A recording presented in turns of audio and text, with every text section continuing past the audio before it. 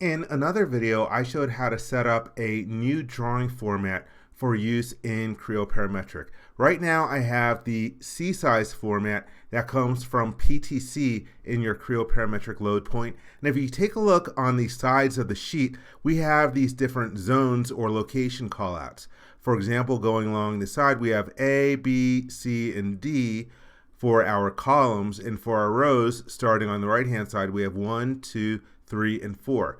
You can set up your drawing formats to have those different zones, and that way when you create a bill of materials, you can have the BOM automatically report the locations of the components on your sheet. Let's take a look at how to do that, and I'm going to use my own personal C-size format for this. Let me switch over to it, and mine is different in that I have my letters and numbers starting from the upper left hand corner. So we have A, B, C, D, and so on, and 1, 2, 3, 4, 5, and so on. And I have many more zones than what PTC has on their format. Let me set up my format for those different location callouts.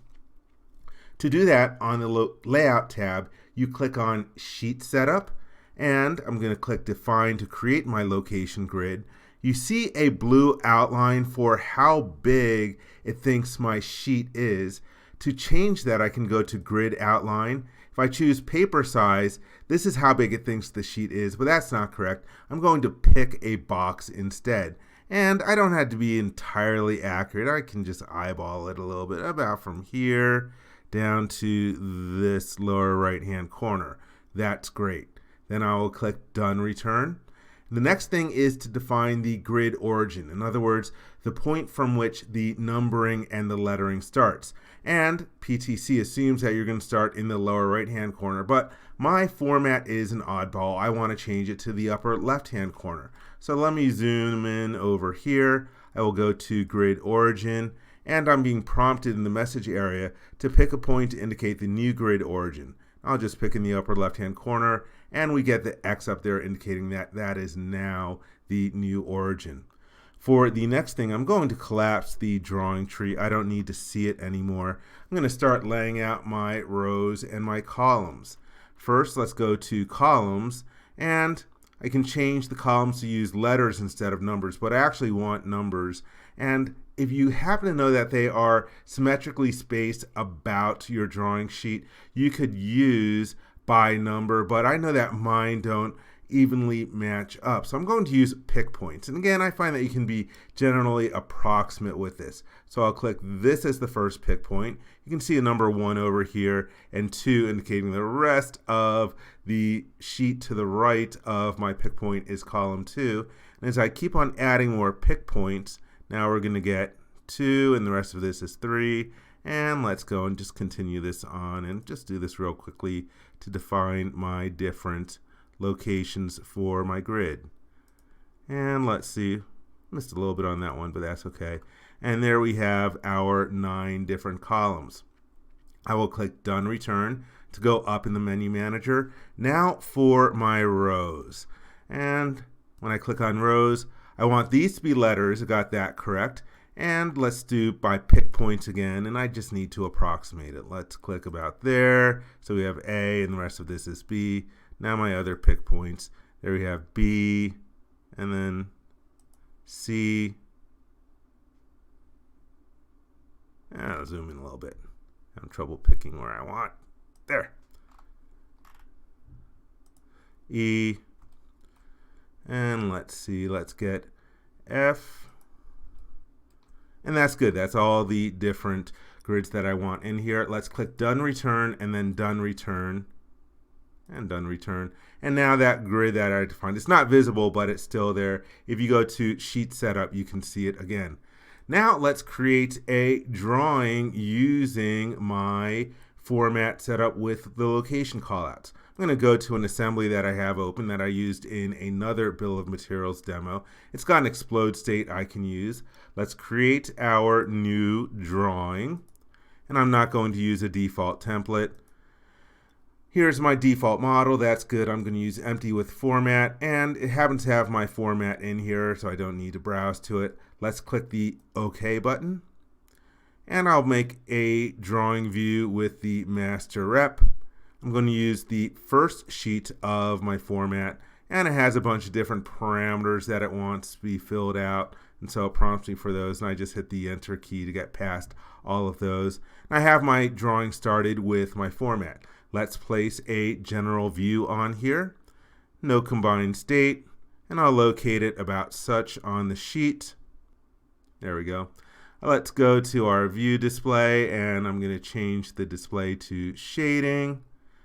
And I always like to change the stuff from follow environment. Doesn't need to be that.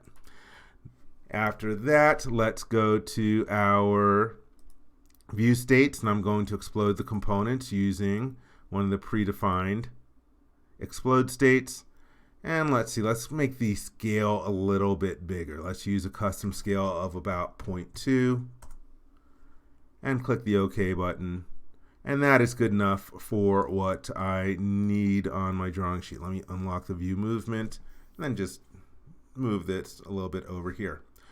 Let's throw in a bill of materials, and rather than create a bill of materials from scratch, I'm going to take advantage of the predefined tables that come from PTC. If you go to the Table tab and then the Table drop down, you can go to Quick Tables, and I'm going to create a BOM table that is going down. So I'll select it and then just drop it on the sheet, and you'll notice that it's already populated in here. It's way long because of the number of components in here. First, let me go to repeat region, and I'm going to change the attributes to how I like the table.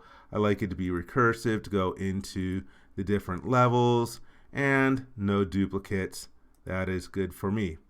And let's select the table. I'll select a cell and then select table, and the table is going off my drawing sheet, so I'll use the paginate command, and let's paginate right about over here, and then done return, and it automatically throws in another couple of sheets in here for me. So here's sheet 2 where the table continues on, and then sheet 3. All right. If I go to my table, I have a notes column here. I believe that's just a comments column. So I am going to, again, select the table. And actually, I want to add a column first. Let's add a column in here. That's good. And then I can get out of the add column command. Sorry, this is all busy work. I select the column using the right mouse button. I'm going to change the width. It doesn't need to be nearly this wide.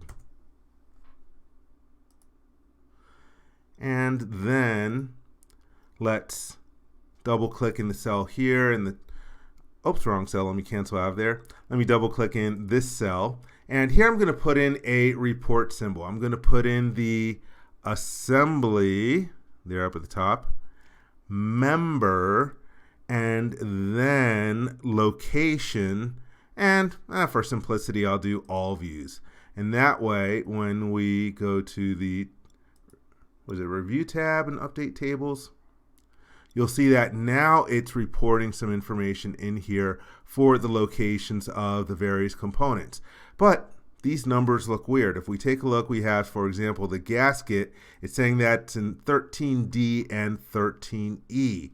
Let's throw in some BOM balloons so we can see some of the different components, and we can say that, yeah, we don't have any zones in here that go up to 12, 14, 15, and so forth and so on for those BOM balloons. Before I fix everything, let's go to Table, Create Balloons by Component. I'm just going to pick a bunch of the big components, just holding down the Control key while I pick them. All right, click the OK button.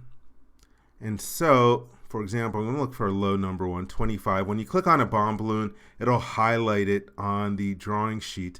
And again, it's reporting the table here 12E, but if I take a look at where that component is actually located, it's located in 2E.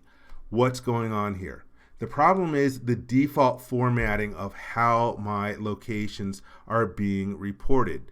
Let's go to File, and then Prepare, Drawing Properties. From here we can go to our detail options, and in the very last group of options, if I scroll down, there is a drawing option called Position Location Format, And the default value for it is that's going to report the sheet and then the X location and the Y location. So that's why we're getting that extra 1 in there.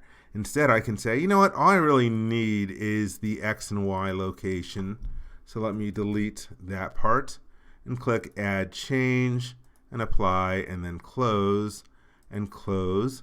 And if I just zoom in and zoom out real quickly, that actually updates the table. And so now you can see that I am getting correct reporting. For example, this component 35, click on the balloon, and I can see it here highlighted in the table. It says that that is in zone 4C. If I scroll over, you can see that where that component is, yep, it's in 4 and it is in C. If I go on to my other sheets, you can see that it reports the information properly as for where those components are located. One last thing, just because I'm a stickler, tapping the right mouse button to get to this column that I no longer need, and I'm going to delete that column. Let me say yes, and that way it was bothering me that was running off the sheet border.